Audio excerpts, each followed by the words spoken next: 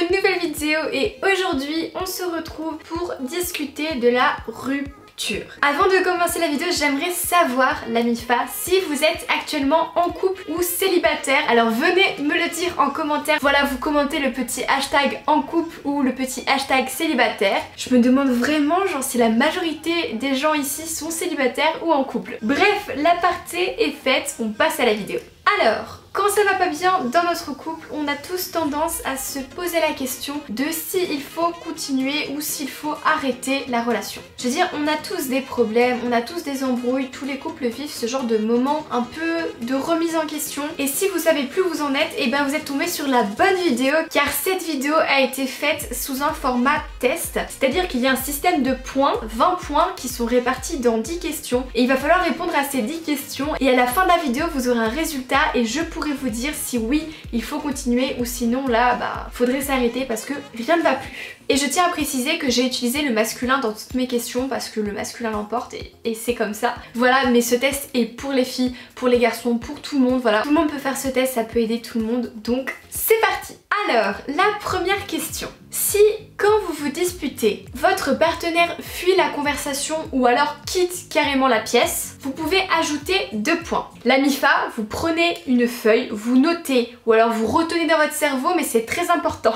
Ensuite, deuxième question. Si cette personne te critique ou encore pire, te lance des pics pour te dévaloriser tout le temps, essaye vraiment de te blesser, là tu peux aussi rajouter 2 points. Je tiens à préciser quand même pour ce point que les pics peuvent être vraiment subtils. Vous pouvez clairement ne pas vous en rendre compte. Voilà, on va commencer à te dévaloriser d'une manière un peu humoristique. Voilà, on fait une blague, mais en fait, c'est pas drôle. Et au fur et à mesure du temps, ton cerveau va enregistrer ces pics qui sont drôles et tu vas clairement perdre confiance en toi, donc attention, vraiment. Ensuite, en troisième, si tes parents n'apprécient pas trop ton copain ou ta copine, alors ajoute 1 point.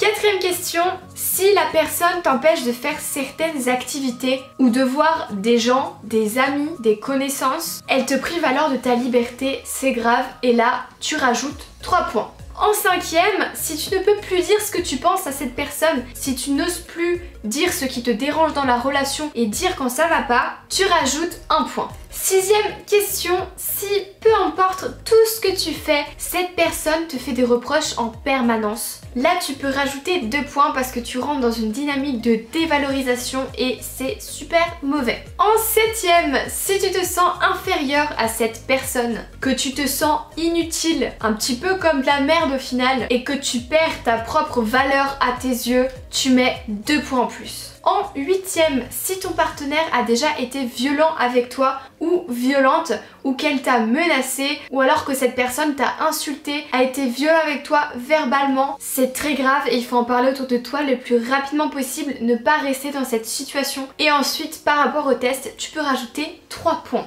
En neuvième, si tu doutes de la fidélité de cette personne en permanence et que d'ailleurs t'as déjà eu des mini-preuves sur son infidélité, mais voilà, la plupart du temps quand on a des preuves en face de nous, on n'aime pas trop l'accepter, hein, on est un peu en mode, on trouve des excuses à tout le monde. Mais si t'as eu des mini-preuves de son infidélité et que tu n'as vraiment pas confiance en cette personne, tu peux rajouter 1 point.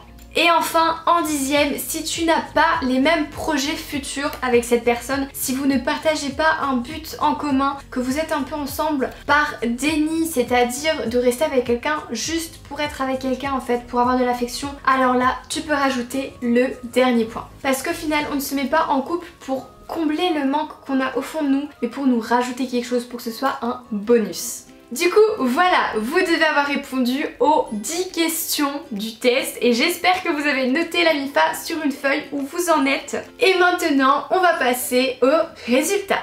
Alors, si tu as entre 0 et 5 points, ne t'inquiète pas, ton couple va très bien. Voilà, clairement, on a tous des embrouilles, c'est normal. Vous êtes 2 êtres humains qui sont en couple, donc forcément, il y aura des désaccords, vous pensez pas pareil, vous n'êtes pas pareil. Donc voilà, faut pas s'inquiéter, faut dédramatiser, tout va bien pour toi. Si tu as entre 5 et 10 points, tu vis probablement une petite période de crise où il faut un petit peu relativiser, comme je dis, essayer de comprendre nos différences pour que ça aille mieux. Voilà, essaie de discuter avec ton copain ou ta copine pour voir qu'est-ce qui manque à votre relation ou qu'est-ce qui devrait être fait différemment. Ça pourra clairement vous aider. Ensuite, si tu as entre 10 et 15 points, ça commence à se corser. Là, je pense que toi et ton copain ou toi et ta copine, vous êtes probablement trop différents et il y a beaucoup de désaccords qui sont là. En plus, si tu as répondu à des questions du type violence physique, verbale ou manque de communication, manque de confiance, je te conseille de changer radicalement dans ton couple, que vous changiez les deux ou alors de laisser tomber.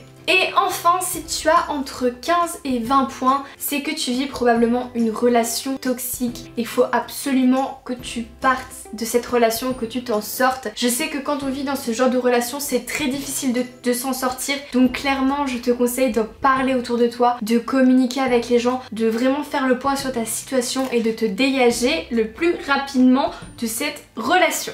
Du coup voilà la MIFA, la vidéo est terminée, j'espère qu'elle vous aura plu. Si c'est le cas, comme d'habitude, on lâche un pouce bleu et surtout venez me dire votre résultat en commentaire. On en discute ensemble, je viens répondre à vos commentaires, j'ai trop hâte.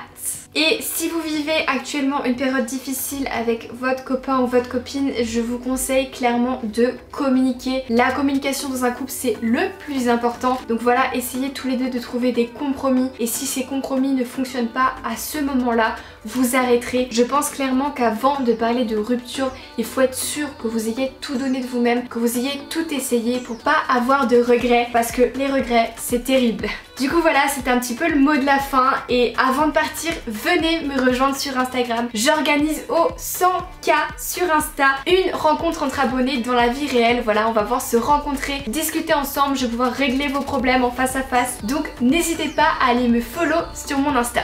Et puis quand tout ça c'est fait, nous on se dit à mercredi pour une prochaine vidéo. En disant portez-vous bien la MIFA. Je vous fais des gros bisous.